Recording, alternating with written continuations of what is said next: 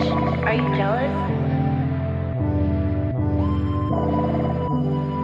Oh shit, here we go again.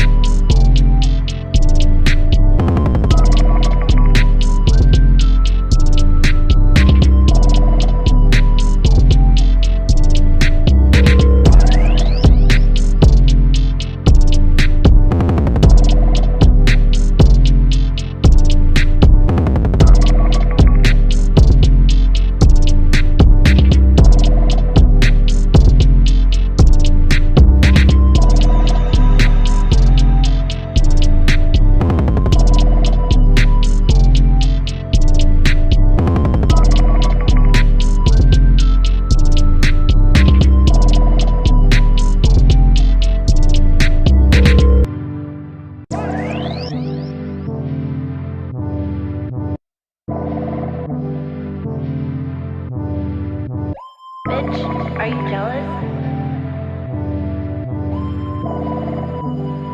Oh shit, here we go again.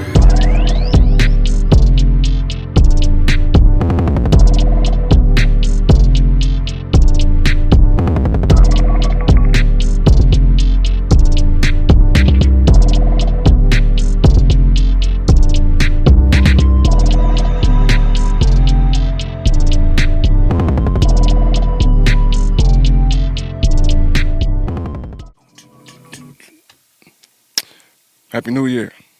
Welcome back to Outer Space. This is Tight Beat, a producer, engineer, podcast, live from outer space, an unapologetic studio. My name is I Make Mad Beats. I'm just guessing you know who I am, but if not, you know what I'm saying? My name is I Make Mad Beats. What's going on? Behind me is my cast. C major. Kid Maestro, what's good? Happy New Year, the fuck year. Yeah, man, I don't know what he just said, but let's keep it moving, you know what I mean? Yeah, that was what's that? That was kind of like Burgerly. Yeah. It's another Kid Maestro, legend. Yeah, so burglary. He burgerlied out, fam. Yeah. So we got some interesting topics. Again, one more time, welcome to 2025. I'm still writing the date wrong. I've already had to write a few checks, and I'm messing up my checkbook. Yeah, it's Money's still in 24. What'd you say? Said the money's still in 24. Man, I need that jump to catch up, bro, because I need it, you know what I'm saying? I need it. But yeah, we got some interesting topics, you know what I'm saying, locked in for today. We're missing our other cast members, LJ and Unique, but it's all love, you know what I'm saying? Of the year, bro. This shit is crazy. We were snowed in, man. It's a whole bunch of coke outside, you know what I Took mean? a couple niggas out. Snowman is out here, you know what I'm saying? Only snow probably we gonna get. Probably. We normally get that 1 a year. maybe like top of March, maybe Maybe. after we shut down the Grizzlies, you know what I'm saying? Yeah, Right they after do that. get mad cold in March, Yeah, randomly. it's like a last, We might get a little ice. absolutely, Sheet of ice. like a last hurrah, absolutely. But yeah, man, what are we talking about? Yeah, we talking about ageism or ageism for some of you people. We talk about ageism in rap. You know what I'm saying? Is it a young man's sport, or is that just a myth? You know what I'm saying? We also gonna be talking about whether or not Pro Tools is the industry standard. Well, we're not really gonna be talking about. I guess we are, but. We Bolo the producer, a lot of y'all in the community. Bolo! If a lot of y'all know who that is, if y'all be learning and just in the producer community on YouTube. Yeah. So shout out to Bolo the producer. He put out a video kind of adding on to another video by a guy named, what's his name? Barry Johns. Talking about whether or not Pro Tools is the industry standard. And so we're gonna be giving our thoughts on that video because we watched it. And we'll also be talking about what do we say? What's the last one? Oh no, we're talking about Vocalign. Oh yeah, Vocalign. Yeah, how do y'all use Vocalign? Do y'all like to align your tracks tightly, or do y'all like to leave them loose? Why are you looking at me? Cause y'all talking to y'all. Let's ask the question real quick because I don't know, man. Does everybody use Vocalign? Like, is that like a? I'm just starting to get this. An industry standard? Recently, like in the last couple of years, I thought like everybody had Vocalign. You know what I'm saying? These last couple of years, man, I don't know. I'm starting to feel like that level of perfection is just no longer even it's not as sought after as we thought it was. You know? You know, I don't really know if I talk to too many people who use Vocalign outside of like our immediate circle, to be completely honest. Yeah. But I also think that Vocalign, like I definitely find myself not needing to use it, depending on the caliber of artists Sonny, what I'm up? working with. You know what I'm saying? Like, I feel like vocal doubling is an art in itself that doesn't really get It's facts. time and energy put into it by vocal artists, if I'm being completely honest. And I find myself really being like, yo, where's my Vocalign when it just wasn't performed very well. Yeah, I don't agree with that. I don't agree with not using Vocalign, but I do agree the art of doubling. I go back to the original question. I can't imagine high level engineers not using Vocalign. Yeah, me neither. But like wherever we are now, I feel like a lot of high level engineers aren't touching a lot of some of these songs, and so there's some discrepancy in whether I guess the common does or not. But I can't imagine like a Travis Scott or a Billie Eilish record coming through, or in any pop record coming through without using Vocalign. But I agree that there is an art to Vocalign that you like sometimes don't need it. But if I'm being honest, there's never been a time where I've used Vocalign and it works. Like unless it just doesn't work. Like unless sometimes it doesn't work. But when it works, it always sounds better than me. Like it's like 9 times out of 10, it never sounds worse. Even if it sounded good before because it doesn't remove the different ways people say or inflections and stuff like that. It only it can now the new one you can do pitch, you can do time, you can do all this stuff. I'm still using Project, so it only has 2 joints. And so it only aligns it in time, which to me is and then I can do. I'm like then those vocals are bending to my will. I can do whatever I want. Also too I guess we'll talk about this on the Pro Tools section too. My recording rig, I can't 100% trust that I'm getting the best timing performance from my artist. Like my delay compensation is on. Like there's things that are putting milliseconds of delay that I can't inherently trust. And Cam, the artists that we all of us work with are super amazing, like with timing and all of that. And it'll be things like I know, bro. Pro Tools was doing this thing for almost like half a year, where it was just adding space in all of my recordings. I would have to legit nudge all of my recordings back like 64 milliseconds. Bro, would be on talk time. about it. And so I just Talk about it. So yeah, we're definitely Relax, and I'm not trying to shit on.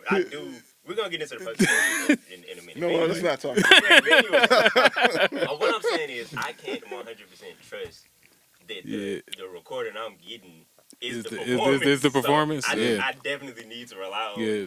something like that. And like I said, every time it does. It sounds better to me. It sounds amazing. Like that's the majority of mixing for me is like doing that manually or Vocalign and then going in precisely and switching shit. Yeah, it's one of those things where it's like most of the time it makes everything sound better. And so it's just like kind of one of those things where like you know what I mean, like almost like declicking vocals. Like not every vocal sounds fucked up, but you just do it anyway because it's not gonna hurt it. You know what I mean? It's usually not gonna hurt it. Right. But I found a way in my rig to kind of mitigate the delay situation. So You're straight UAD. Yeah, Right. yeah. So the performances that I get are I can hear if it's in time or not for sure. Like, well, what it is gonna be what it is. But yeah, I love Vocalign. You know what I'm saying? Like it is one of the greatest gifts. It's kind of like tuning vocals that are already in tune. Yeah, and you It just be like, baby, like you just monitoring them, like. yeah, it just makes it feel. It just kind of makes it feel better. What I'm saying is, I don't think every record, like the gain that you get in that, like isn't.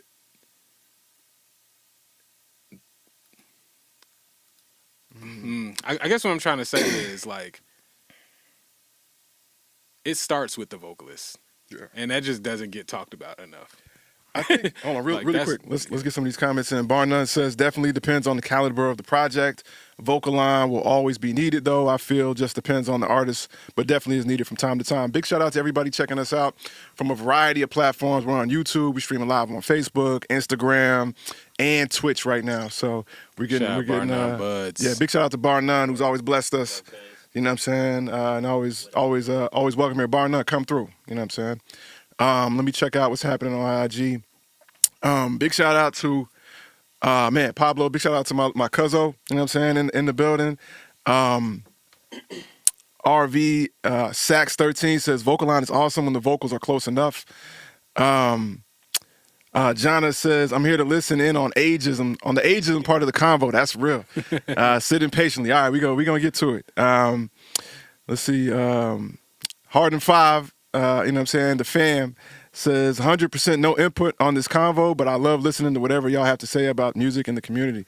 That's love. Thank you very much. Man, we're gonna talk about some crazy stuff, you know what I'm saying? We're gonna try to make it interesting. But nah, if you're a vocalist, big shout out to Ariel Rain in here too. If you're a vocalist and you record, vocals and harmonies and all of that stuff, how do you feel about people using Vocalign on your voice, right?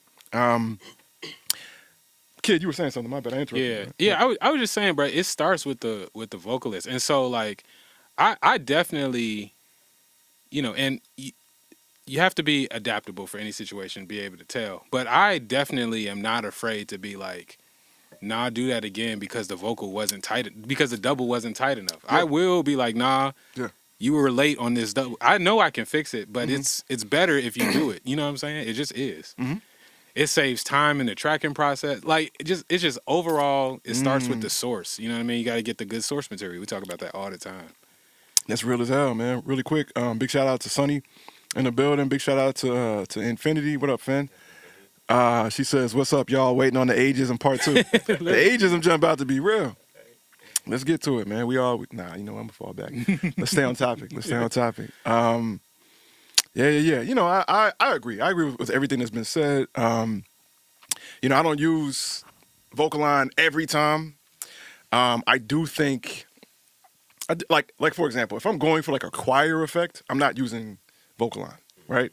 Because you want it as human as possible, right? But sometimes you do. You just want the vocal full. You want the natural deviations in tone, right? Like not incredibly sharp or flat, right?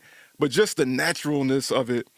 I think the thing about that clip where Guru was calling out the guy for using Vocalign, I think the thing for me that's the most interesting is that, like, well, to say that is to be void of understanding that Vocalign has parameters, right? You could choose, like, how loose and how tight you want it to be, right?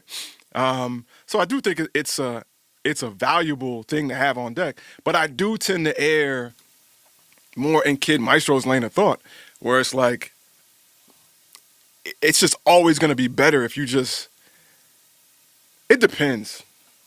It depends, bro. It's like, if we're on like the 18th take of you trying to get this double right, Yeah, you know what I'm saying? yeah. Then it's like, yo, we got it, bro. Let's keep it moving. I'm pulling out Vocalign. You know what I'm saying? Or I'm gonna go through it manually. You know what I'm saying? But if I feel like, we can just lock in a little bit tighter, I know you can do this. I know you have the skill set to lock in a little bit tighter and try to get these layers, more parallel, then I'm just gonna ask you to do it again. Because it is better. It's better, the more natural things sound, the better the source material. It all sounds better in the end. So yeah, that's typically how I make that decision. But I don't think I have an artist now who I'm mixing, a young woman named Axel, and her stuff. Nah, I'm not using Vocalign. You know what I'm saying? Because she wants that raw, almost like messy sound. You know what I'm saying? And that's an energy. Like there's a necessariness that helps tell the story of what she's trying to convey, right? And so it's really like, it's not really a do you use it all the time or do you not? It's like, do you know the tool well enough to know when to use it and when not to use it? Yeah. Really quick, Ariel Rain says, I'm willing to let people try what they feel will work, but I'm stern on whether I like it or not. It can't hurt to try though. Yeah. Yeah. Sure. A lot of time, and Vocalign most of the time, like corrective vocal situations, I'm usually not going to be like, yo, I'm about to Vocalign these, make them, you know what I'm saying? Like, just make the artist feel like, they performed terribly, you know what I'm saying? It's definitely like a quick. They don't. Most of the time, they need to know who's going. Yeah. That's it. Yeah. That to me, I remember that being like one of the most like, I remember getting into quad and how I would watch engineers Vocalign previous takes while recording the next take, and then by the time the artist has all the takes in there, they're like, all right, let's listen back. Everything sounds so locked in. The artist is like, damn, I'm killing it. You know what I'm saying? Yeah. And it's like, yeah. And that's that's a part of like the confidence giants. And and if I'm being completely, honest, like first of all, I love Vocalign. And we'll get into like Pro Tools and all that. I'm pretty sure it'll come up, but this is where Pro Tools shines, is Audio Suite, because when I use Vocalign when I'm like recording, like you've gotta, it's just a much different process. It's almost like you gotta record it in, and then it's like a plug-in and it lines up what you're doing. It's not like a select and it'll just do it kind of thing. And so I feel like that even that has like gotten me into the mindset where it's more important to get the take. You know what I'm saying? Because it's not as quick of a thing to just slap it on there anymore too. So I know that kind of colors like my approach to it, where I'm like, that's exactly what I was thinking when he's like, it's quicker to get the take. I was like, a lot of times for me, no matter who I'm working with, it's quicker for me to just duplicate and go, because I'm like, my recording template is I got two things of it. It's the what's my shit called? What's it? Verify and Vocalign, and those will just stay up on my joint. So that's a lot of times that's what I'm doing. Like after a bunch of stacks, duplicating them joints and popping them. And even if we do want like hold on, we got word your mic. We might be having that short on your mic, my guy. Let's see if we can get that working. matter of fact, I'm gonna just go grab the 58. Yeah, go grab the other one. Yeah. Go grab the 58. Don't we have another SM7B we can use? No. Okay. All right. Damn. That's what's up. We about to go get my man another mic. You know what I'm saying? Thank you, Ariel, for that. Yeah, appreciate Yeah. But what I was saying now is like a lot of times I'm doing that in the process of recording, and then I know timing well enough myself to if we do want this live, if we do want to like nudge stuff, I just nudge. I just like being in control of where I'm at from the source. Yeah. It don't matter. Yeah. That probably is gonna sound dope going through the cloud lifter, actually. Yeah. Check me out. Am I a rapper now? You live. Hold on a second. Let me pull this down. Give me a mic test. Can I rap now? Tap on the mic for me.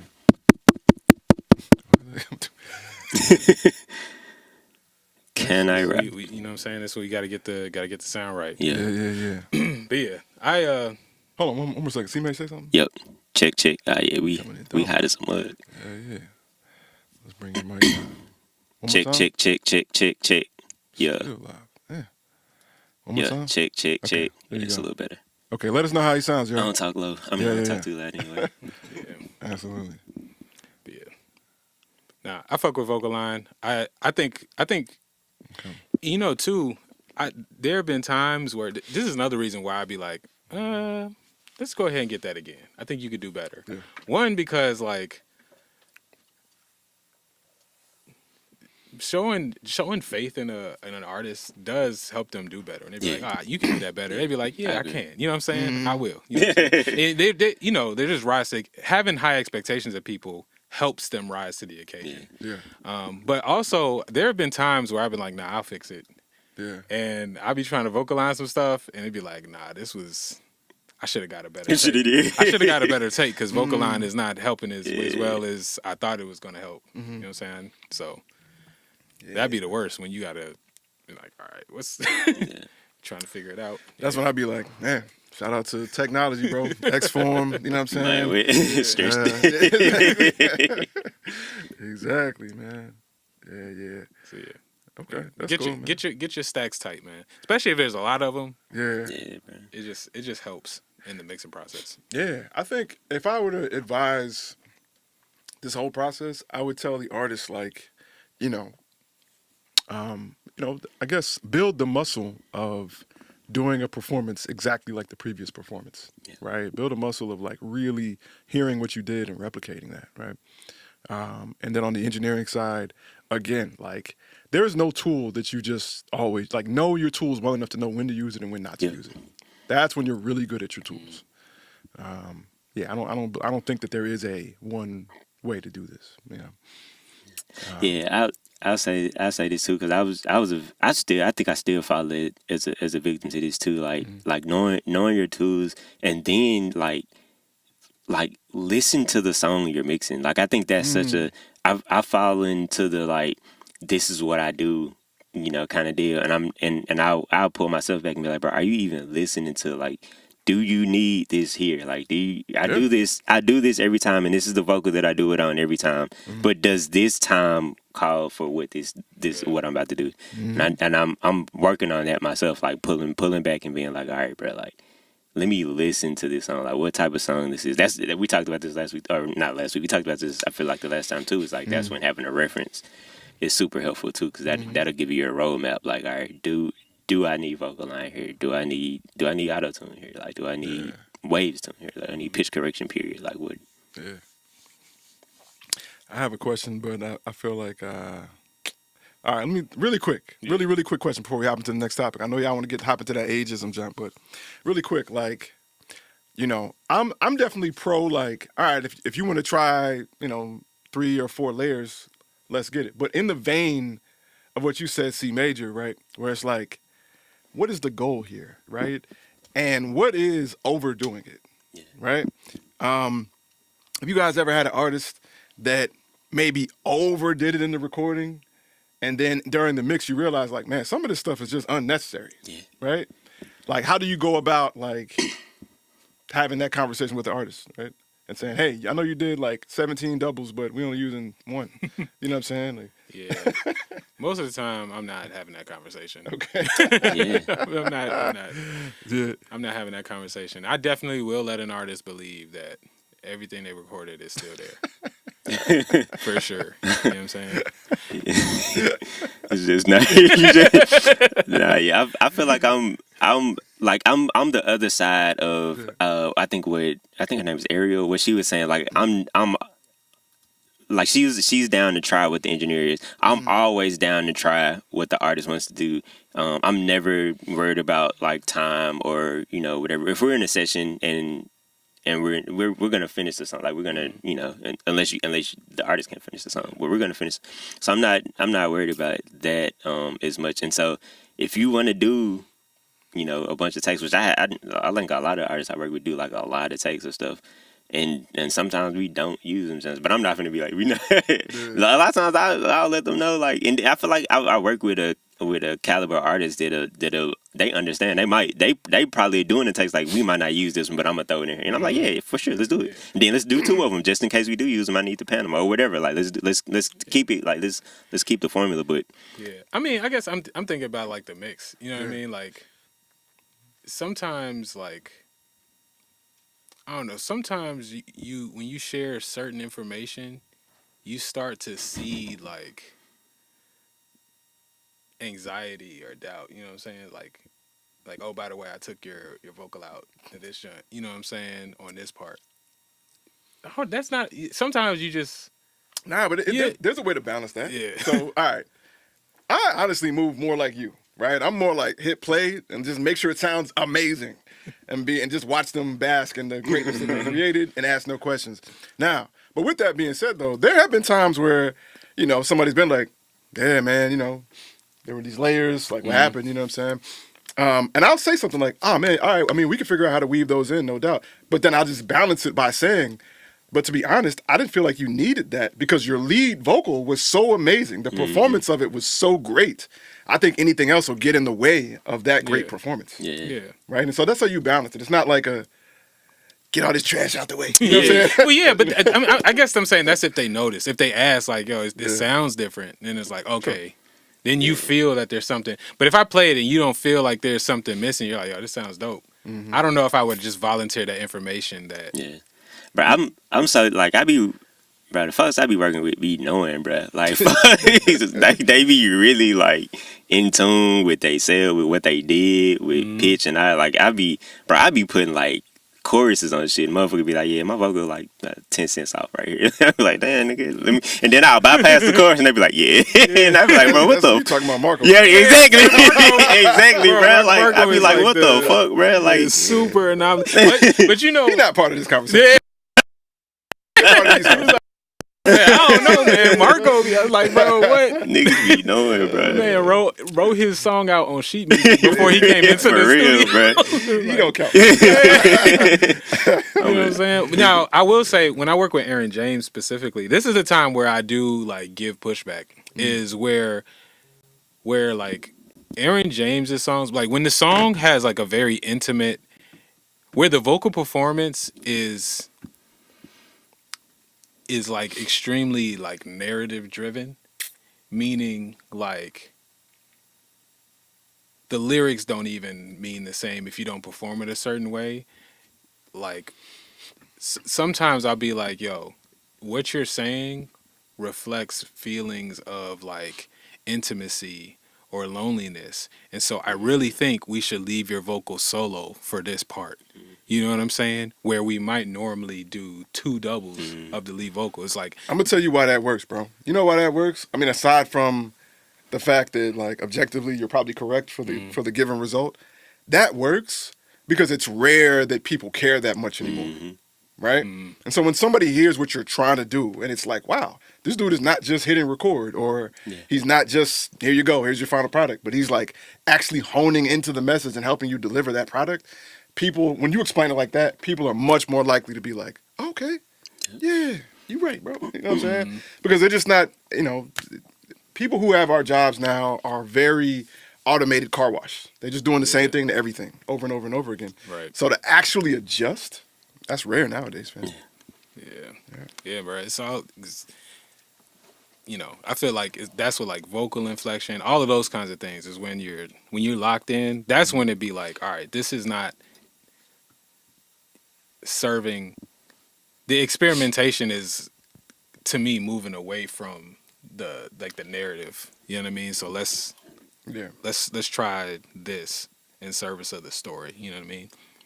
Really quick, big shout out to Unique in the building. She says, I will literally check my own damn self. Or my own self, my bad. There was no damn in there. I'm just ad-libbing this. My bad. I check my own motherfucking self. Shit. Goddamn. Damn. Cause these fuck nigga. I literally will check my own self if I do too much. She also said facts. When the engineer cares about the product, the process is different. Let me check IG. IG, we got Jonna saying that's dope, kid. because we don't know exactly what you said that was dope, I'm just going to disregard that. You know what I'm saying? Big shout out to Johnny, though. You know what I'm saying? Received. Yo, Las Vegas, shout out my G Colway. He says, people definitely don't adjust these days. That's facts. Engineering is an art form. Absolutely. Absolutely, my G. Let's check Facebook. Unique says 17 doubles is wild in a recording. Absolutely. But I'll say this, man. I'm still seeing wild things happen in the studio. I thought I would be, I definitely still see things where I'm like, wow, people really do this in the studio. That's crazy. Them videos of Ariana Grande and Pro Tools. Bro, them just is crazy. That shit was crazy. That just remind me of Busta Rhymes, man. That man did everything. Everything he did 7 stacks. Everything. You know what I'm saying? Jonna says, experimentation is a great word. Language has so many layers and ways to perceive it. She also said, to continue what I'm doing. Okay, thank you. Big shout out to Jonna, you know what I mean? All the love in the world. Thank you. I will continue. It feels good to be affirmed in this way. Colway says, I've seen choirs with less takes. That's facts. Pablo says, I put all my trust into who's recording me, but at first I used to expect and want to drop what I hear in my head. I feel that, yeah. I also think that, like, if I'm an artist and I'm recording with an engineer, like, to me, like, what are you doing choosing somebody that you don't trust, right? Like, you have to have, I'm not saying that you should just let go of your vision. That's not what I'm saying at all. But I definitely feel like, you can't walk in there being defensive. You know what I'm saying? Like, nah, like, you gotta, who are you hiring if you're not hiring somebody that you trust? I wouldn't hire somebody I trust. Just like I wouldn't make a song with an artist I don't like. I wouldn't do that. But yeah, big shout out to that. Big shout out to making good choices and discernment. I do feel like it is time to move on to the next topic. So are we talking about Pro Tools? Or are we talking about ageism? We got a lot of homies waiting on the ageism jump. Yeah, we can talk about ageism. Okay. You know what I mean? That's what's up. Let's get into it. So let's talk about, why are we talking about ageism? Yeah. I'm gonna be honest, I forgot who it was. Who the person is. J Kiko.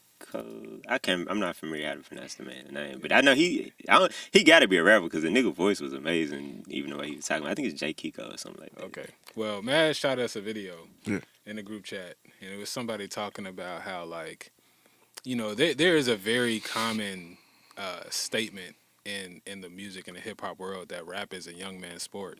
And it's just based off the idea that most successful rappers that we see, most famous rappers that we see rather, are young or got their fame while they were young, and the older ones that we see have been in the game a long time and had been famous, already, and had an established fan base. And so it just creates this narrative that in order to be successful in rap, it has to happen when you're young. Right. You know what I'm saying? Right. And therefore, rap is a young man's game.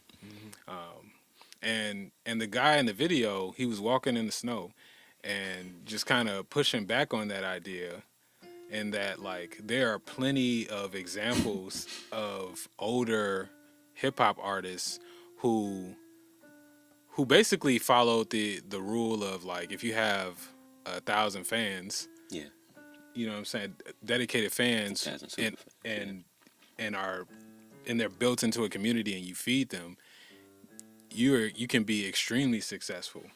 Not only that, there are lots of older rappers who stay true to who they are and their sound, don't conform, and have achieved critical acclaim.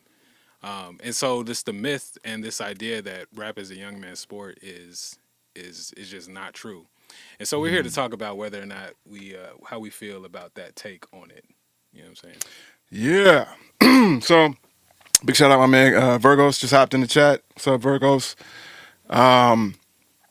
Right now we're talking about, just to give you guys we're talking about ageism. You know what I'm saying? I don't know if you missed out on the last literally 45 seconds, but if so. Just a recap. Yeah, recap of like what just happened, you know what I'm saying? Talking about ageism.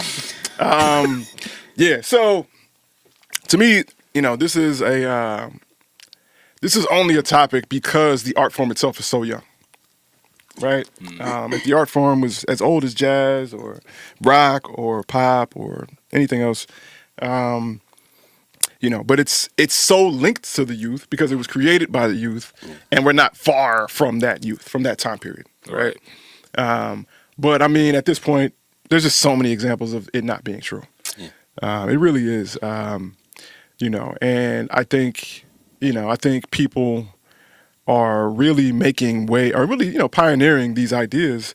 I think, I don't know. I had this conversation with a guy named Robert Fudge. Big shout out to Robert Fudge at MUS. Because we were just talking about like the appreciation of hip hop and things like that, and I was just telling him, I was like, "Yo, man, like, hip hop is dramatically different from other genres of music because, I've talked to like 12 or 13-year-olds, in the last year who were like, yo, who knew all about Nirvana, and they were excited about it. Like, yeah, man, it's one of my favorite albums. 12 years old, like he's in 7th grade. Right? He's like, man, I love Nirvana. Yeah, man, this is my favorite song, et cetera, et cetera, et cetera. All that. And then at the same time, you mentioned Wu-Tang, and it's like, oh, that's that old stuff. You must be an old head. You know what I'm saying? Fuck is Nirvana. Yeah, it's like, damn, that's crazy. You know what I'm saying? Like, but I feel like, I don't know. It's funny because I remember being in high school. Now, I'm going to tell y'all, I was born in the 1400s, you know what I'm saying? But I remember being in high school, and I remember playing Gangstar, right, in high school. And I told a friend of mine, yo, I'm listening to this Gangstar. It's crazy because, my Steez had just come out, you know what I'm saying? And then my friend was like, ooh, they so old. That was the first time I'd ever heard that. I remember being like, what does that matter? I had no idea. You know what I'm saying? Like, my dad is a music connoisseur, so I grew up listening to Stevie Wonder, Luther Vandross, Patti LaBelle.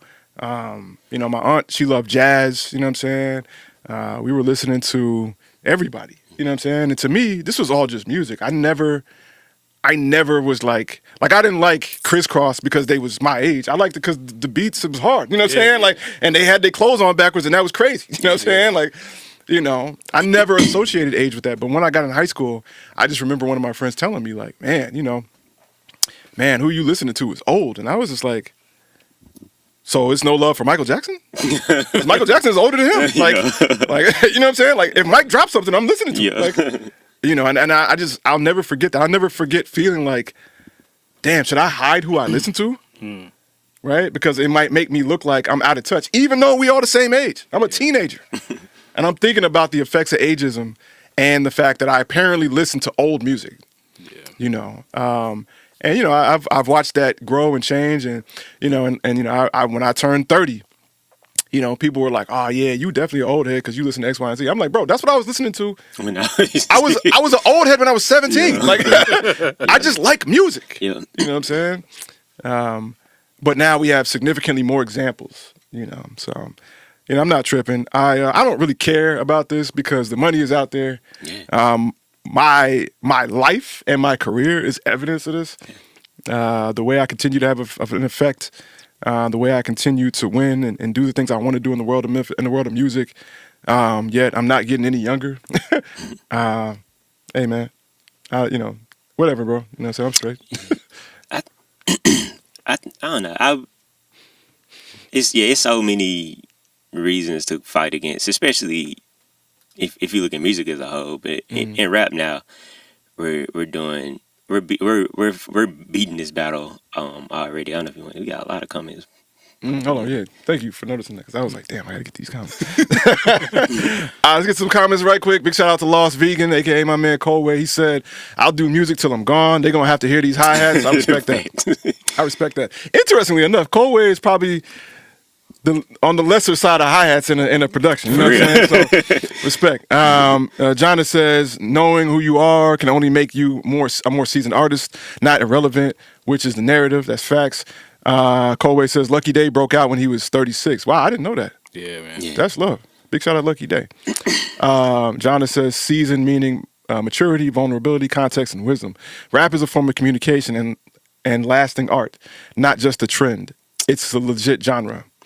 Indeed. Colway says Jay-Z was 30 when he hit success. I think Jay-Z was like 26 or 27 when Reasonable Doubt hit. Yeah.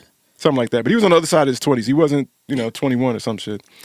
Hard at 5 says, to clarify, there is ageism when it pertains to being the consumer. Yeah, no doubt. Like you're not supposed to be listening to certain junk. Yeah. That's it, man. I went through that, man.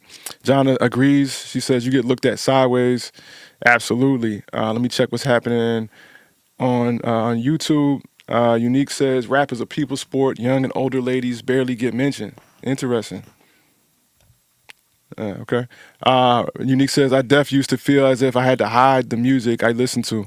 Like I would get looked at different if I wasn't playing what everybody else was playing around me.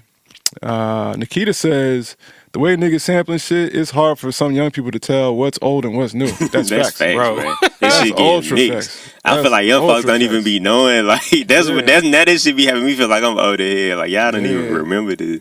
But I be feeling like I was the same way, bro. Like I used to, bro. You be like, bro, I know this sample.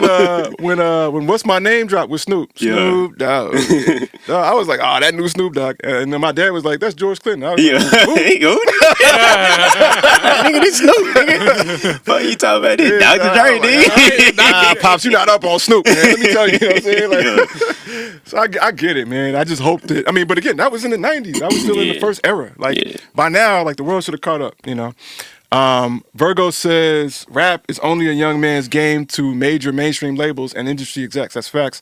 They set that standard and narrative to fit their agenda. They have way less power these days because of the internet and direct-to-consumer mindsets, absolutely, and platforms. So the narrative is changing. People are seeing the light. That's facts. Also, we grew up on rap. We don't stop listening to rap after our teens and 30s. That's big facts. Let's talk about it. That's big facts. Bruh, it's people I went to school with. You know what I'm saying? And I saw them. I was there. I saw them listening to this and right? And 10 or 15 years later, you play it and they like, man, you still listening to that? That's old. It was dope. I saw you like it. Like, you fuck with it. Yeah, like you can only listen to something within like the last 5 years, and if you're not, then like, what is that? What is this addiction to like? I can only be doing what is currently happening. Like, bro, that's crazy to me. I got an angel and a devil on my shoulder. Gotta play the beat, man. When it comes to right, when it comes to this topic, but they are both on the same team. Like, when it comes to this, like, I'm much less concerned about like I'm less much confronted by the ageism when it comes to what you listen to when it comes to rap, like as a consumer. But man, I definitely have had a lot of conversations with artists who are feeling doubtful and discouraged because they haven't reached some level of success or they haven't done enough by a certain point and they feel like it's too late for them to even start or to even try. And that is a real demon in the world of creativity when it comes to like hip hop and just music in general. People feel like they are out of their prime. Yeah. I mean, that's but societal standards. Exactly. Yeah. And that's why so I have a lot of compassion for that because I feel like I was just who knows how I would have turned out if I didn't meet, Mad and like I didn't have my parents and just certain people who didn't subscribe to that, right? That gave me an example of what it looks like to not count that as something against you, even though you're supposed to be getting better as you get. You know what I'm saying? Like you have more experience. Like anybody starting off, if you're 30 and you start making beats, like you're gonna be ahead of any 15-year-old starting to make beats because you have tastes now. Like you have developed what you like to a point where your shit is, you will know.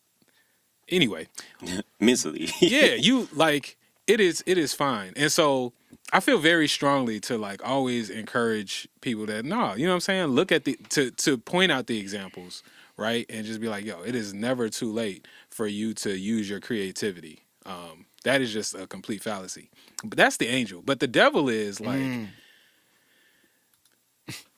bruh, like honestly, like I have to like actively reject that energy. You know what I'm saying? To make sure I don't succumb to it, because I guess what I'm trying to say, just put simply, is that if you want to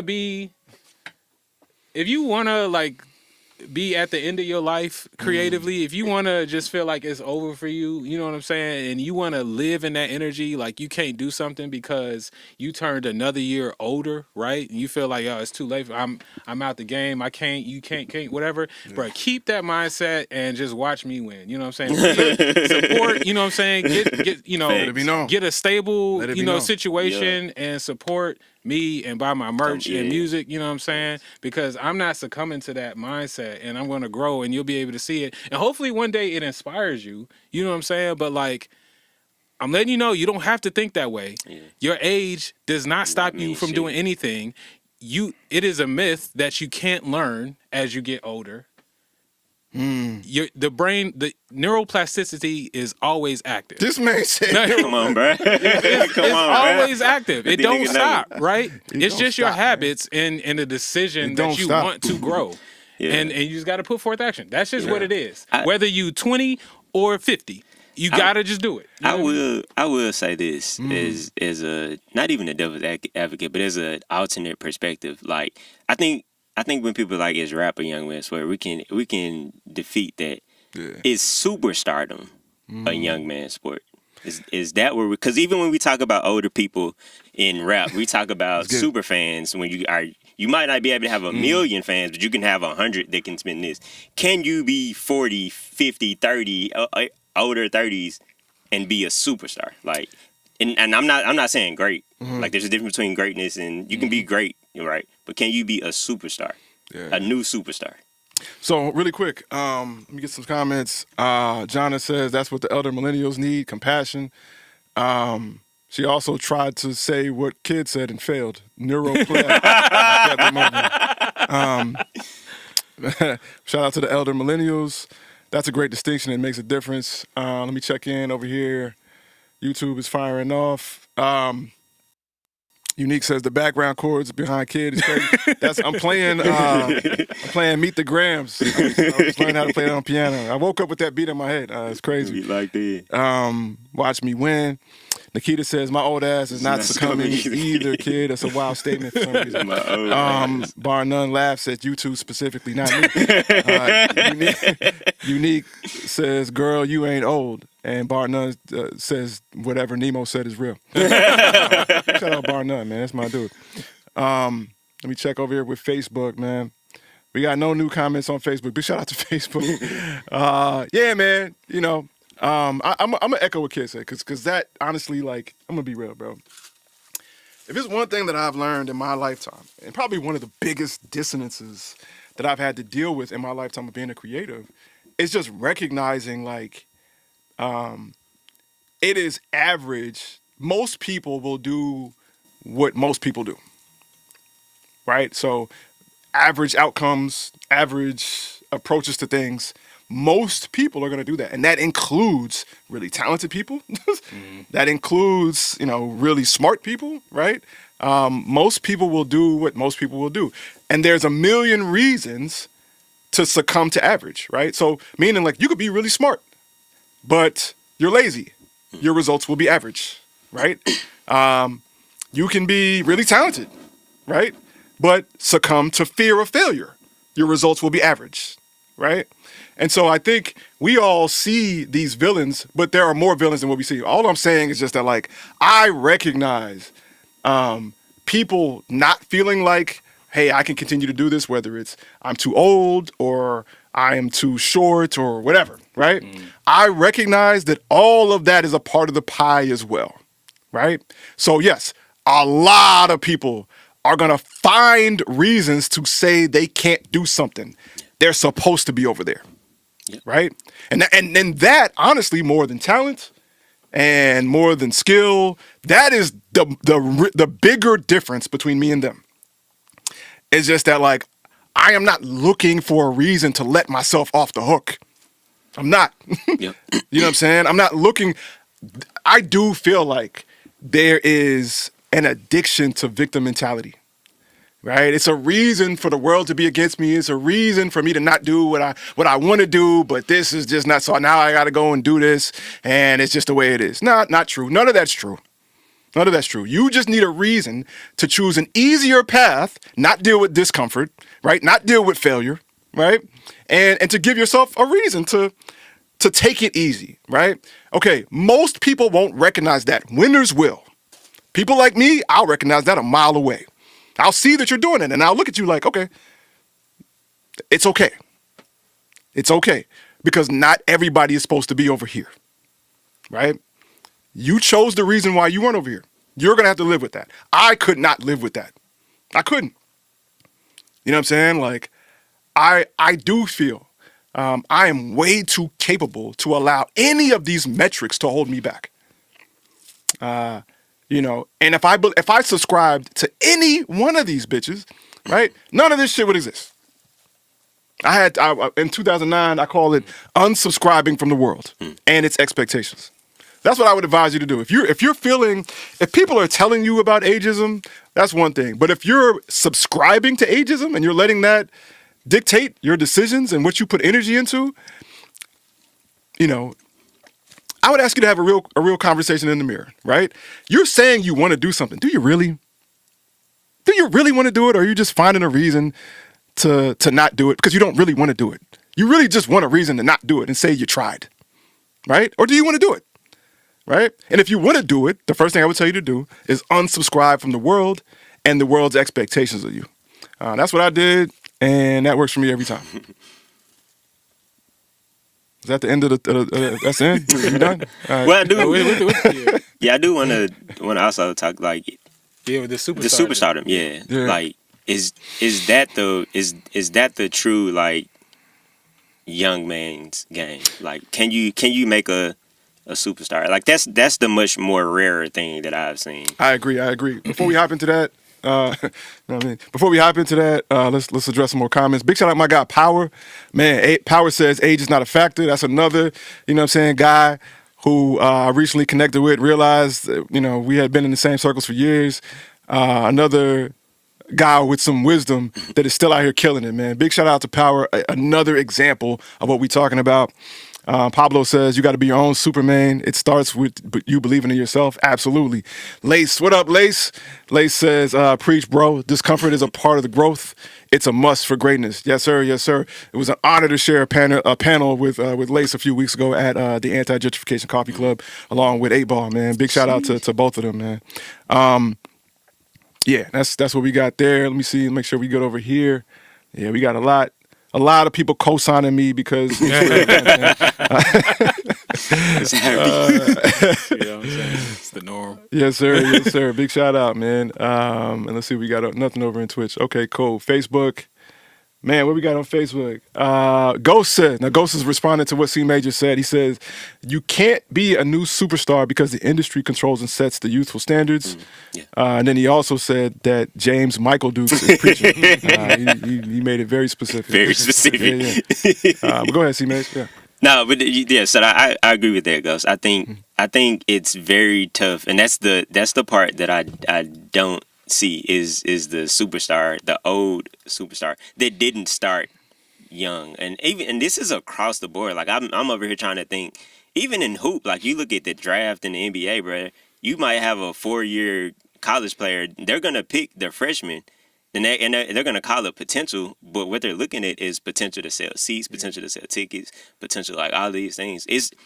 I feel like the superstar role is a young thing, and I think it's because superstar isn't innately controlled by you. That's not something that you can pick. That's not something that you can. I don't think you can 100% control that or any of this, but that's the least controllable thing you need. What age in terms of that? What is like old in that conversation? What age is that? Hold on, I do think it's important to name the distinction. Start your career. Yeah. To pop off. Yeah. Okay, go ahead. Yeah. I feel like that's that's a mid, at least a mid 30s and up. I feel like you really starting at 30, like 30 and up is like yeah, and I feel like that's 12 to 20 something is like that's where they, and I feel like it's so many like reason, like you can control them better. Like again, this is one person isn't making a superstar. Like even the Soldier, even the nigga with the biggest buzz before being a superstar didn't get superstar until he had to reach out to other people to put more behind him. And so it's just easier to control these people. It's easier to manipulate and all this stuff. You're not hitting a 35 with a real 360. Like nigga, let's take this terrible ass deal. I think so. I agree. And I'll name an anomaly, which we already kind of mentioned, was Lucky Day. Was definitely in that age range, becoming a superstar. That's real. I think my thought on it is like superstardom. I feel like is its own passion, separate than being a musician rather. And so people who desperately want to be superstars will do what it takes to be a superstar. If that makes sense. Yeah. I feel like feeding that narrative is the older you get, the less you want that anyway. Like I would That's facts. I would imagine like the more you see behind the scenes of that, it's like, shit, that ain't what I want. And you might even shy away. Like I feel like most niggas is running away from that. Like the older you get, you just don't want that. And so I think it's a double edge. That fame is not all it's cracked up to be. Not at all. You know what I mean? Mm-hmm. Yeah, I feel that it's a naive man sport. That might be the better way to say it for sure. But it is. I think it's also a person who wants resources. There are people who are like, their dream is to be on the big screen in some sort of way. You know what I mean? And they'll do whatever it takes to get there. I'll act. I'll be a model. You know what I'm saying? They find whatever. They develop all these talents. Go to the Diddy party. Yeah, they'll go to the Diddy party. You know what I'm saying? People will do all kinds of stuff to be famous. You know what I mean? And that level of dedication, when you boil it back down, to me, speaks to, again, what we were talking about. Like, do you want it? Are you willing to put the work in? Are you willing to learn the landscape that you want to exist in and employ the practices in order to get there? Yeah. And making music may not be the jaunt. Mm-hmm. Yep. And so with that mindset, that's why I don't necessarily fully agree that it's relegated to a young man's thing. But with all the points you brought up, I see why. I think it's easier for a young person for sure, because they just. Is that my dude Yellow P? Damian Pearson said facts. Probably to what C Major was saying, not kid. Yeah, said facts. Likely. Yeah. Appreciate that. Received. No doubt. Crazy. Yeah. The way people co-signing everybody except for Kid. Nikita says superstardom comes with a lot of responsibility. So yeah, I can see how that would be less attractive to older people. Absolutely. Yeah, I agree. Jonna says, but what's meant will be. I would have never imagined that Lizzo and I are the same age, dang near. Big shout out to Dang. Yeah, but definitely a superstar. So, yeah. Not rap, but a superstar. I don't care about things like that, but still. Jonna also says, so be multi-talented with a question mark, or have the time and lack of responsibility to pour into their creativity. Yeah, that's where, like we're not, I don't think anyone here is void of understanding the hurdles of how it might be harder to achieve these things later in life, depending on the circumstances, right? So, yeah, you don't have time to just be sitting around doing something for 8 hours and not needing to make money.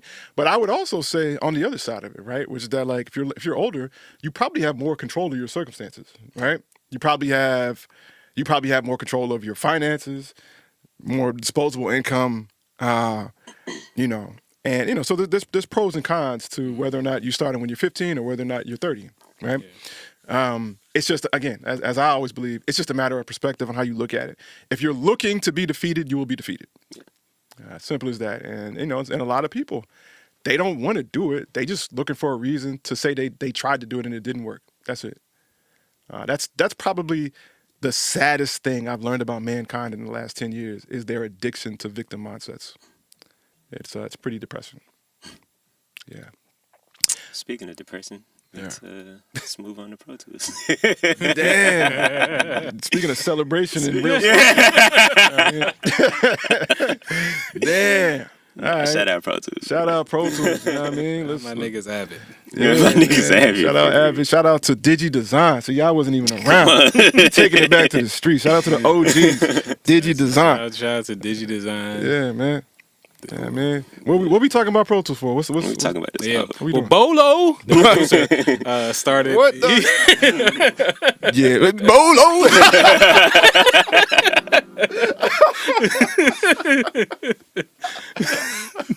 All right, y'all. My bad. Bolo, the bad, Bolo, family. the Let's get it. producer. Yeah. You know, dropped a sort of like a reaction, sort of additive video about one guy. He was talking about how like he just we really just don't like Avid as a whole, as a company, and you know he had some points just about their like greed and lack of care to their customer base and their like intimidation tactics for people who don't have good things to say about them. And then Bolo was just talking about, he more so narrowed in on the idea that Pro Tools was quote unquote never the industry standard, and isn't the industry standard. That is a wild statement to say. Yeah. I'm gonna let y'all discuss that right quick. Yeah. My first thought. This Was that is you hate Avid? What was the second? my thought? Yeah, first. we already know, nigga. You No, able to not record it, able to this no, shit. bro, nah, really, I don't nah, really, bro. I don't need it. Hold on, I my stopped G. using it 10 years ago. I'm gonna just say this. I was when he said it was not the industry standard, it made me question like, what does industry standard mean? Absolutely, that's a good start. Like, That's a good start. does it mean like?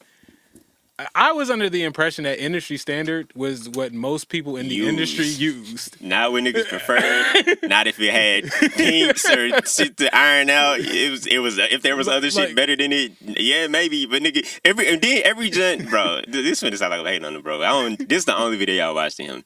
But everything he was saying was supporting the fact that it was the indie. He was like, yeah, I used to go to this studio and they had Pro Tools. Hey, you had to use Pro Tools. It was in every studio, so it's like, not the indie. Yeah. What are you talking about? So I'm like, all right, So bro. for context, some of the points he was making, he was like,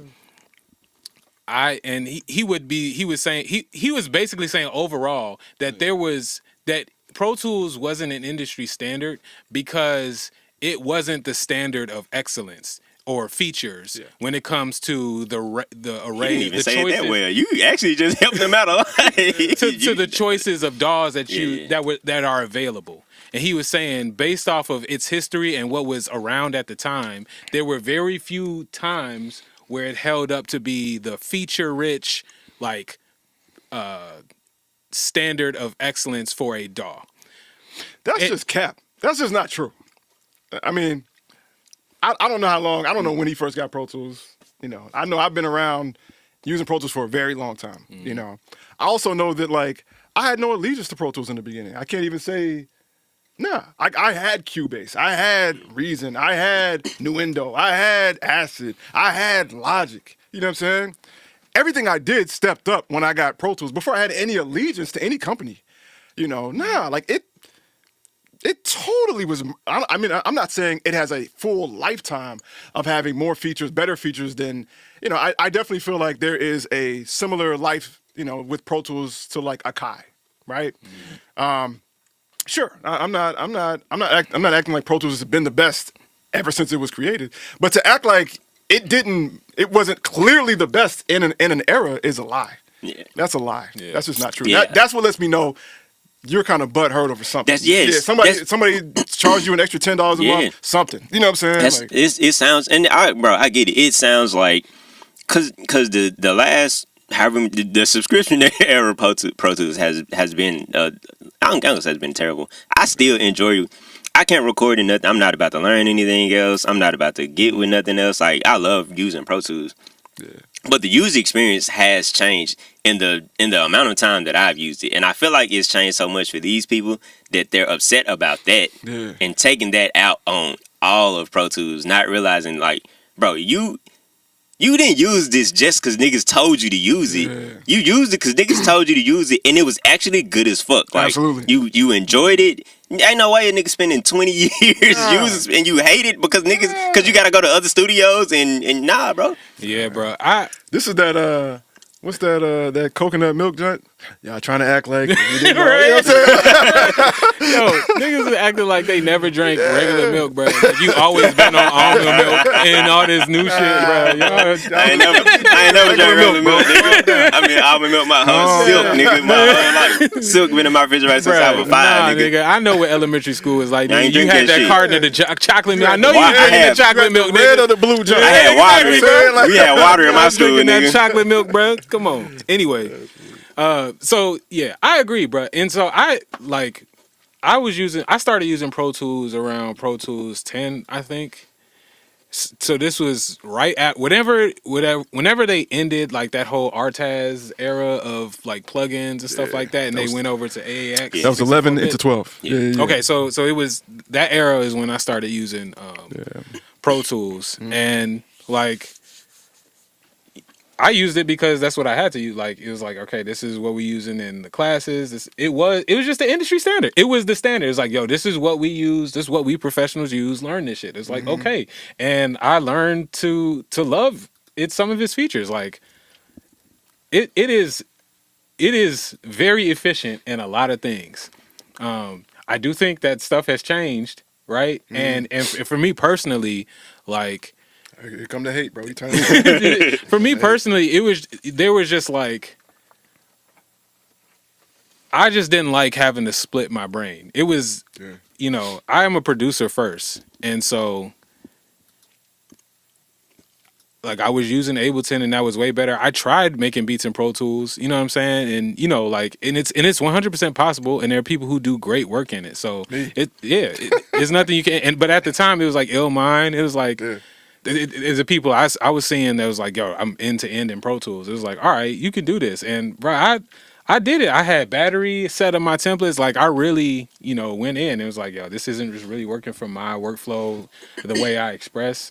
And I tried something else. And just over time, it was like, well, let me just learn to accomplish these things. And so I was doing a hybrid thing. And eventually I just moved over as Ableton stepped up in the tracking part where I was like, okay, I feel like I can go end to end and not feel like I'm missing too much. And so yeah, the idea that it wasn't the industry standard just did not feel accurate. I feel them on like, yo, there's hella other workflows that are better for stuff, and if you're a producer minded individual, so I can see why other DAWs are much more attractive and useful for what you do. But that's what made me question is like, yo, what do you mean by industry standard? Because like C Major was saying, he was constantly saying that like, I still use Pro Tools. I still had a subscription because I work with other people and they're always bringing me Pro Tools sessions.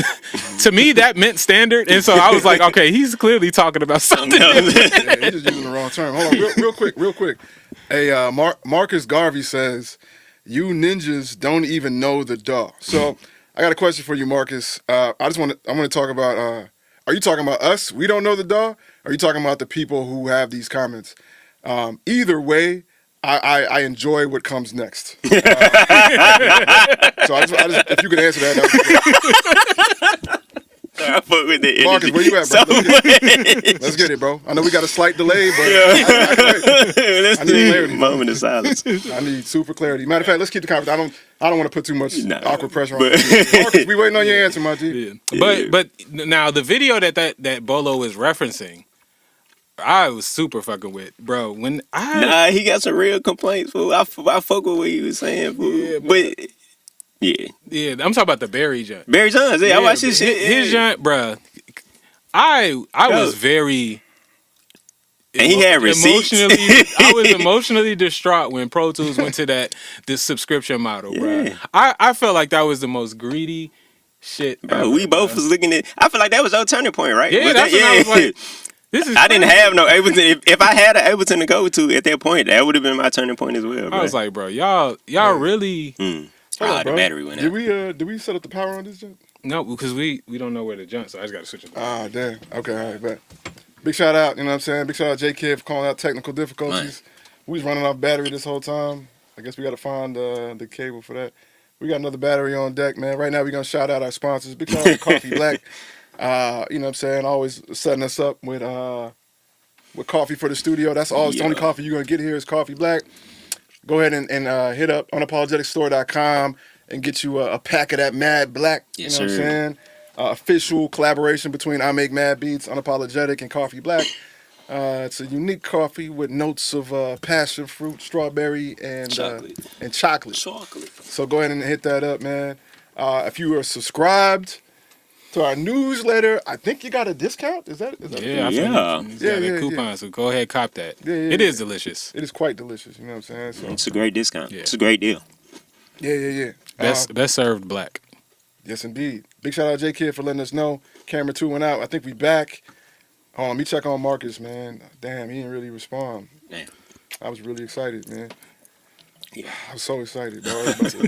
And I'm gonna tell you why I was excited, man. Like, he was talking about other people. I was about, the people we were talking about and their ideas of the dog.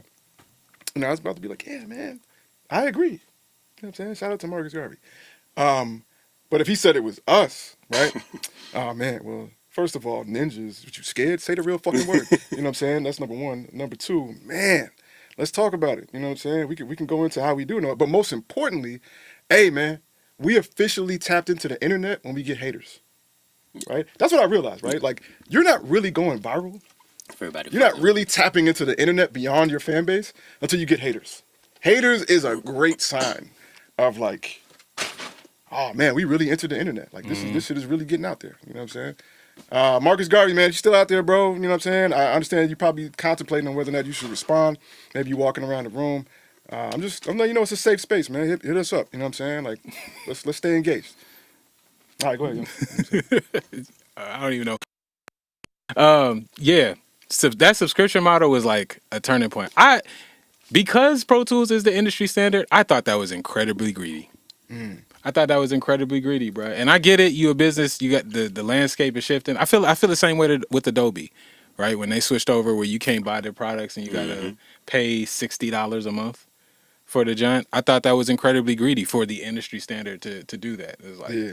you know what I'm saying? Because so many people is locked in. You know what I mean? And it's like, bro, that I didn't like that at all. You know what I'm saying? And then when you do that, when you're the industry standard, and then you do that when so many people are locked in, and then like in my personal experience, the user experience didn't like Yeah, nothing increase. changed. You know what I'm saying? Like, Nothing changed at all. and it was just like, all right, them- bro. You know what I mean? I just personally had an option that I was already looking into. I was like, all right, let's see what this is. You know what I mean? But I still got my old perpetual license that I use for sessions when it's needed, and I don't see a world where I can't not have some sort of tap into Pro Tools. Yeah. To be honest, And they do have a perpetual now. I feel like he might have been a big reason why they did. Like it sounds like he has a good amount of pull with Avid.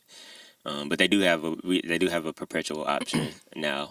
But it does come with a bunch of hurdles when you want to get updates. I've heard for newer versions, which sucks as well. And I feel like we can bash Pro Tools a lot, bro. But there's editing, mixing, like there is nothing. To me, maybe I haven't branched out there enough. I've seen people in Logic, like I've seen people in other programs. I feel like there is nothing. Even Ableton, bro. Ableton to me just it's Pro Tools. I feel like it's still not. I don't think it's the end. I think we're getting away from industry standard. I feel like this was like they were trying to do too. Like they were trying to make sure that this industry standard Pro Tools doesn't continue for another like 20 years. Like they're trying to go ahead and stump it in the ground on some Kendrick Drake shit, which I feel like is already there now. It's just too many other things out there to get it. But as far as like functionality for me, there's nothing that's gonna compete. I mean, because I've spent the time in it to make myself be able to know to do whatever I need to do in it. yeah, I think that's the thing, man. You got like whatever your tool is, you got to really learn that motherfucker. You know what I'm saying? Like That's it, bro. That's it, man. Like that really is it. Yeah. I don't know. I feel like, let me just say this. I've never seen a king absent extreme, ridiculous criticism. Never. And to me, extreme, ridiculous criticism is evidence of its king status, right? You know, the moment people stop comparing DAWs to Pro Tools is when Pro Tools is no longer the king, right? Like the mere fact that a conversation has to be had on like all their alternatives to Pro Tools, is Pro Tools the this, the that, is all evidence that it's the king. Every time somebody's like, "Yo, I'm the best rapper ever," and then the next thing they say is, "I'm better than Jay-Z." No, you're not. No, you're not. Because as long as Jay-Z is the guy, he's still the king. You know what I'm saying? Like, now if somebody was like, "Yo, I think Jay-Z is better than you," all right, well, that's different. That means somebody is fighting to put Jay-Z back in that spot, which means he's no longer in that spot, right? So again, I've never seen a king, I've never seen a best or anything at the top of a mountain that didn't also come with ridiculous, outrageous criticism. And that's just because people are jealous, people are envious, people, at the end of the day, it's just like, why do people hate on MacBooks? Because they can't afford one. MacBooks would change your, if you're a creative, a MacBook would change your life, I promise you. Shout out to PCs. You can do whatever you want to do with a PC. PCs are amazing. I'm not trying to hate on them. I'm just saying that, like, 9 times out of 10, the people I see who have a PC and openly hate on Macs are just the people who don't have the money for one. Yeah. It's rare. I've rarely seen somebody who absolutely has the money for a Mac and hates on a Mac. Yeah. I don't know.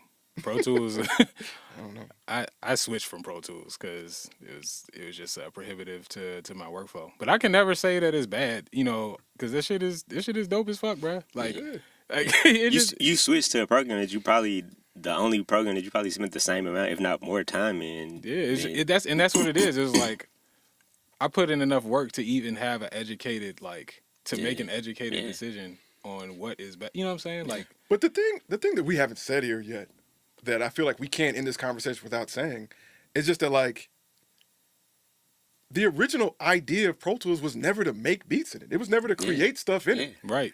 But it gets, and while it's adding on these bells and whistles that allow you to do that, that doesn't change that when it was first thought of, that's not what it was for. Yeah. And the landscape of producers also being engineers was a lot different. Absolutely. Back then too. Like, you was sending your very stuff separate off. thing.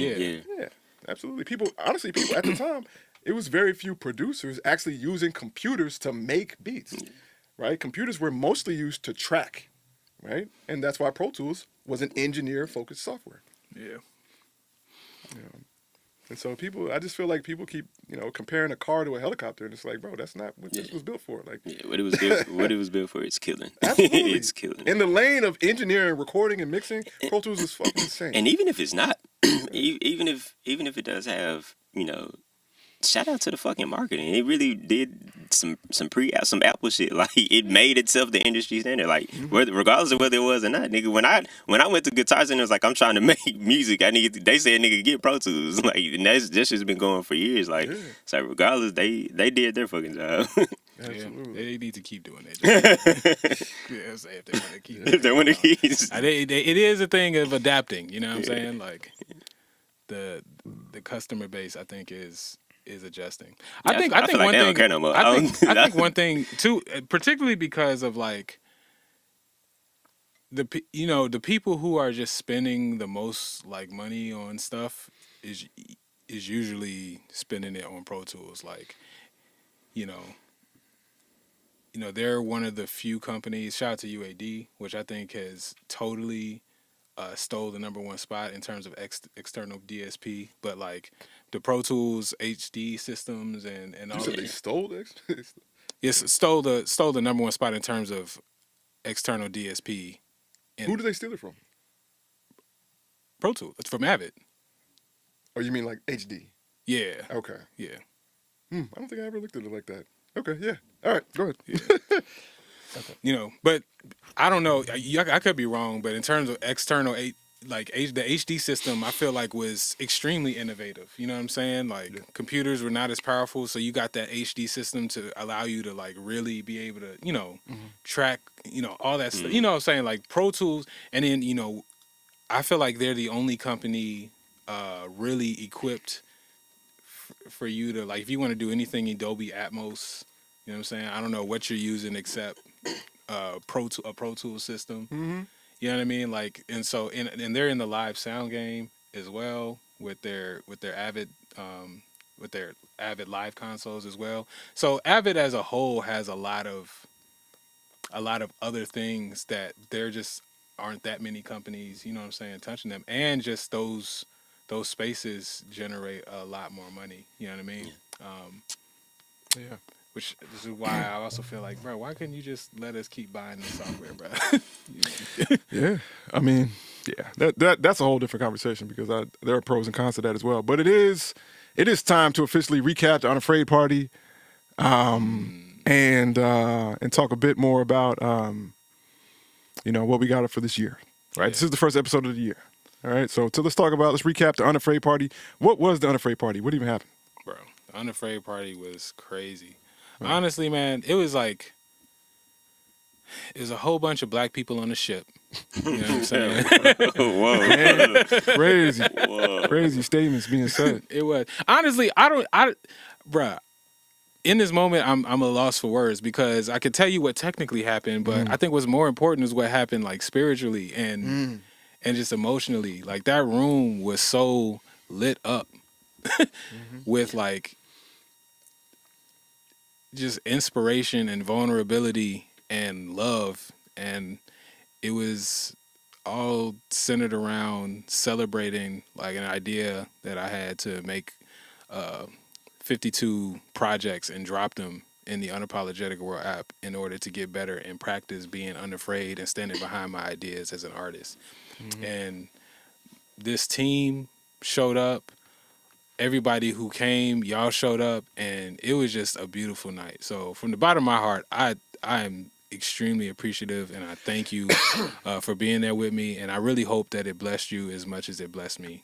And some of y'all have hit me up and let me know that it did.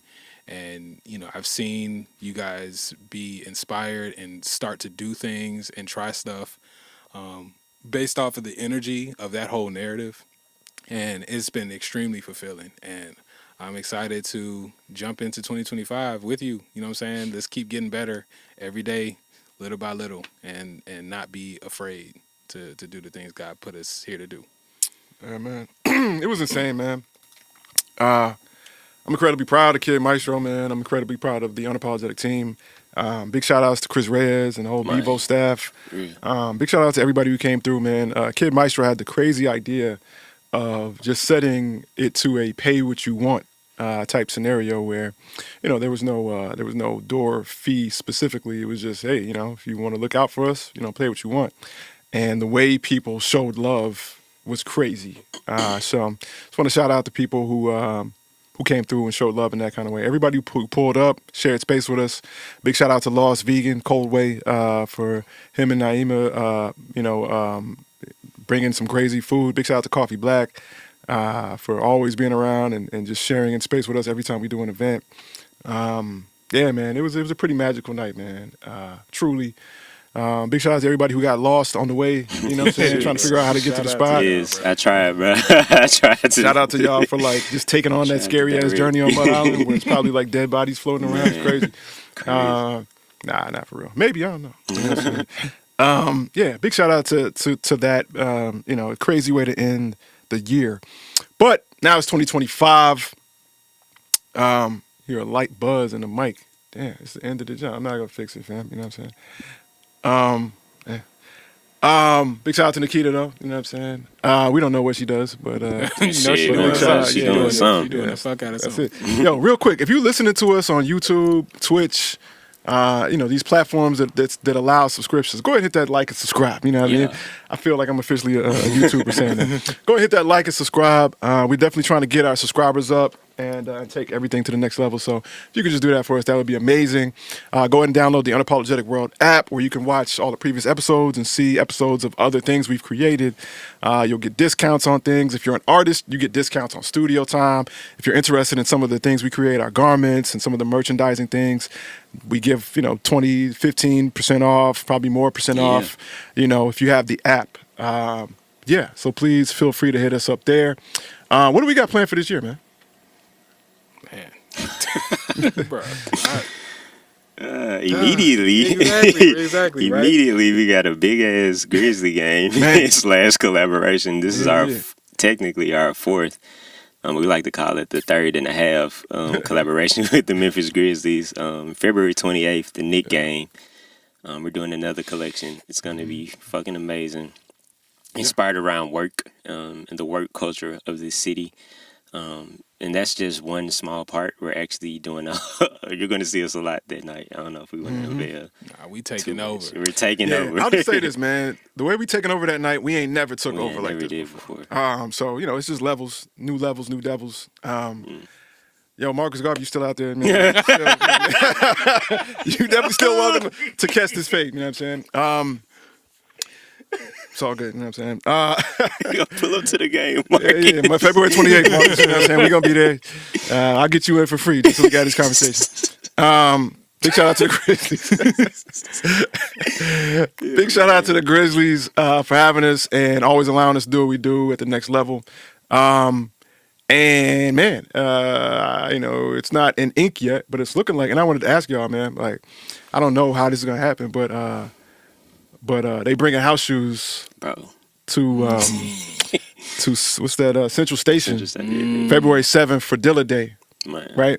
Chad hit me up trying to see if y'all want to rock too. Yes. You I can just rock. want to play some drums. Let's get it, bro. That's You know what it. I'm saying? Like literally, that's I was my- gonna find. I was like, Oh, you know what I'm saying? yeah, well, of course, You know, of bro, course, You bro. ain't gonna let me hold Yeah, that? I really was. You know what I'm saying? It was like, yo, you Of course, got it, bro. You 100%. got it. You know what I'm saying? Ain't no Marcus Garvey, what's up, What's family? Yo, pull up, bro. February 28th, man. Just pull up to the front of the forum, bro. We can have this. We can have this conversation, bro. It's too late now. You dipped out right after the show's supposed to end, so I see the movements. You know what I'm saying? Slight dodgy. It's all love. But February 28th, Marcus, pull up. You know what I'm saying? We can definitely have that conversation. Yeah. Or you can just pull up. You know what I'm saying? Next Saturday from 2 to 3:30. You know what I'm saying? CST, and we continue this conversation live. I'm always down for the entertainment value of this. I'd love to murder you in front of all these people. And I mean, Use this Bert, space. yeah, I want to say Okay. in a discussion. He was. Now I know what the suicide. You know what the energy was, bro. Yeah, Bro, yeah. honestly, I wasn't even on that, bro. I thought you was like, I thought you was with us, but now, I see. Nah, but I'm telling you, this is a moment we should celebrate. Write this date down. We officially have a hater in the chat on Type Beat. We made it, bro. You understand? There's no successful live podcast without a hater in the chat. We did it. We got here. We need more. Call your friends, Marcus. Yeah, bring more haters. So that way you can't even spell producers. Come on, bro. We good, man. You know what I'm saying? Like I said, though, pull up, Marcus. I don't know if you're in the city or not. You probably not if you're talking like this. Producer. Yeah, producers. I mean, you do it before. I don't know, bro. Yeah, man. Anyway, it's gonna be a wild, crazy year. Yo, man. We got February 7th, Dilla Day. I guess we doing it. We rocking it. Look, you know what I'm man. saying? I just want to throw some drums on some shit. Then we doing legendary stuff with our favorite NBA team. Shortly after that, Story of Wands. I just shout that out, swiftly. Story of Wands. Me and Kid Meister gonna be on tour. I'm gonna be on tour solo a little bit later in the year. Yeah. We working more with the PGA. We got more releases. Really luxurious tour. Really luxurious tour happening. You know what I'm saying? A lot of stuff, man. And honestly, I'm looking forward to it all. This year is gonna be an interesting one for me because this year I can't really tell you why, but this will be an epic year, and it'll be a game-changing year for sure. Good old Marcus, man. It's hilarious how you around as soon as it's time to leave. That's what's up, bro. Anyway, man, big shout out Marcus Garvey, man. He, I thought he, 60s type 2020. I big shout out wouldn't even Marcus get on a Garvey. nigga name 'cause I thought he was fucking with nigga it's Marcus all up. Garvey. Like, it's We got Midnight Marauder coming up too as well. Yeah, stop all If you're that if you're a producer, electronic artist, or if you just love producers, you love electronic artists, you love music, you know what I'm saying? Man, we got Midnight Marauder coming up in March as well. It's gonna be a crazy, year, man. So stay tuned, stay locked in. Go ahead and get the app. And with that being said, y'all got anything else? Man, and we still getting better this year, bro. Like Yeah. the iterative improvement on all fronts, bro. I'm so excited. Our team is getting it. Let's go. Nah, it's crazy, man. I'm really excited about the new artists. I'm really excited about the new versions of our OG artists. Yeah. Everybody's getting better, man. You know what I'm saying? It's crazy. You know what I'm saying? Nah, bar none. We want them here, man. Like this legitimizes us for real. I enjoy that. Plus, it's good banter. You know what I'm saying? It makes for entertainment value. People love like confrontation and adversarial type shit. So, I'll say that shit. You know what I'm saying? So please keep hating. Having a beef with one of like the greatest, like, you know what I'm saying, black. Yeah, that nigga make the peanuts or some shit. Abolitionist type situations, you know what I'm saying? Nigga made peanut butter? No. Yeah. That the nigga that made peanut butter. That's what Marcus. Give me some shout out, brother. We get some peanut butter. That the nigga that made George Washington Carver? Nigga, I don't know, man. Marcus already sound like a nigga that made peanut butter. But nah, man, big shout out to everybody tapped in with us. So, what I'm saying, we're now going to conclude this episode. Big shout out to everybody who's listening. Big shout out to everybody who will listen, even if it's not live, if it's just catching the recap later. My name is I Make Mad Beats, and welcome to Outer Space. This has been Type Beat. My cast behind me is C major. Yeah. Kid Maestro. Watched a bunch on the ground. That's why I've been looking down for the last 5 minutes. I thought you were looking for Marcus. It's kind of sad. All right, bro. Yeah. Bolo. Y'all, Shout out to Bolo, the producer. I love his videos, to be honest. So, yeah. Yeah. Y'all stay safe, stay dangerous. Do both or do neither. Peace.